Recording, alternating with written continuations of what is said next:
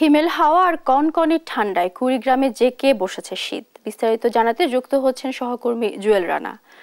জুয়েল, জনজীবনে শীতের কি প্রভাব পড়েছে জানাবেন আমাদের।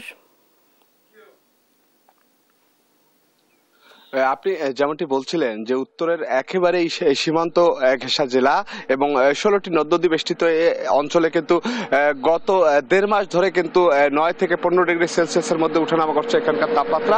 আজ কিন্তু এই জেলার সর্বনিম্ন তাপমাত্রা রেকর্ড করা হয়েছে 15 ডিগ্রি সেলসিয়াস, অর্থাৎ গতকালের চেয়ে 2 ডিগ্রি তাপমাত্রা বৃদ্ধি পেলেও কিন্তু ঠান্ডার যে প্রকোপ সেটি কিন্তু কমেনি। কেননা গতকাল থেকে কিন্তু আকাশে ঘন মেঘ রয়েছে এবং হিমেল যে বাতাস সেটি কিন্তু বইছে, যার ফলে কিন্তু ঠান্ডার যে প্রকোপ সেটি কিন্তু অনেকটা বেড়ে গেছে। বিশেষ করে যারা 16টি যে নদ নদী রয়েছে, নদ নদী তীরবর্তী এলাকার সবচেয়ে ওই সব এলাকায় আসলে ঠান্ডা বেশি অনুভূত হচ্ছে এবং এই ঠান্ডার কারণে কিন্তু আমরা দেখেছি সকাল থেকে এই ঠান্ডা উপেক্ষা করে কিন্তু এখানকার যারা শ্রমজীবী মানুষ এবং দিন করে দিন খাওয়া মানুষ তারা কিন্তু কাজের সন্ধানে বাইরে হয়েছে। তারা কিন্তু আমরা দেখেছি যে মাঠেও কাজ করছে। এছাড়া জেলা প্রশাসন এই শীত নিবারণের জন্য জেলার 9 উপজেলায় ইতিমধ্যে 49 লাখ টাকা এবং 12,000 কম্বল কিন্তু বিতরণ করেছে।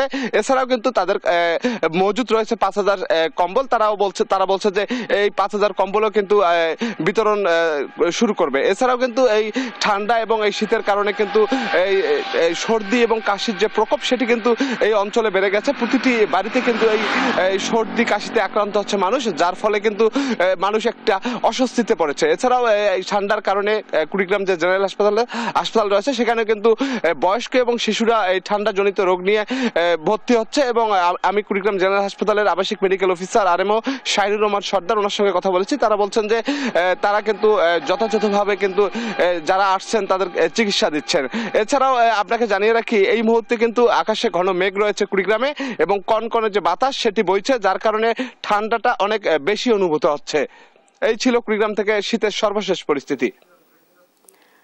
জুয়েল, আপনাকে ধন্যবাদ। দর্শক, কুড়িগ্রাম থেকে যুক্ত ছিলেন সহকর্মী জুয়েল রানা।